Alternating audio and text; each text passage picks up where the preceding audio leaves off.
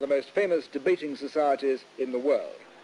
And on his feet at this moment, Malcolm X, one of the leaders of the black Muslims in America. Let's, for a moment, just hear a little of what he's saying. You make my point.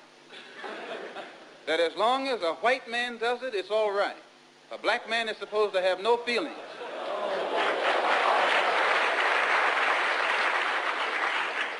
But when a black man strikes back, he's an extremist. He's supposed to sit passively and have no feelings, be nonviolent, and love his enemy. No matter what kind of attack, be it verbal or otherwise, he's supposed to take it.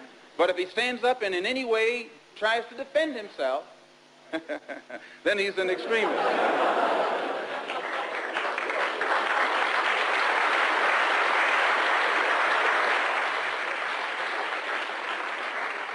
No, I think that the day that the black man takes an uncompromising step and realizes that he's within his rights, when his own freedom is being jeopardized, to use any means necessary to bring about his freedom or put a halt to that injustice, I don't think he'll be by himself.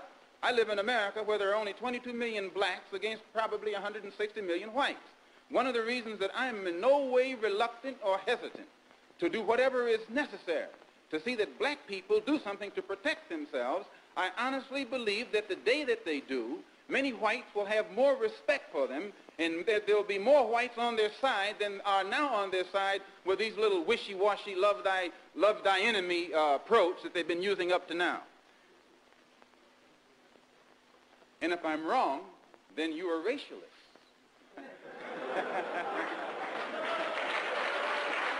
Anytime you live in a society supposedly based upon law, and it doesn't enforce its own law because the color of a man's skin happens to be wrong, then I say those people are justified to resort to any means necessary to bring about justice where the government can't give them justice. I read once, passingly, about a man named Shakespeare. I only read about him passingly, but I remember one thing he wrote that kind of moved me. He put it in the mouth of Hamlet, I think it was, who said, "To be or not to be." He was in doubt about something. Whether it was nobler in the mind of man to suffer the slings and arrows of outrageous fortune, moderation, or to take up arms against the sea of troubles and by opposing, end them. And I go for that. If you take up arms, you'll end it.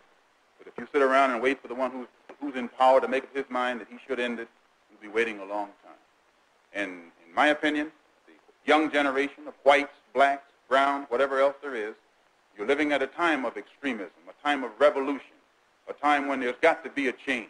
People in power have misused it, and now there has to be a change, and a better world has to be built, and the only way it's going to be built is with extreme methods. And I, for one, will join in with anyone, don't care what color you are, as long as you want to change this miserable condition that exists on this earth.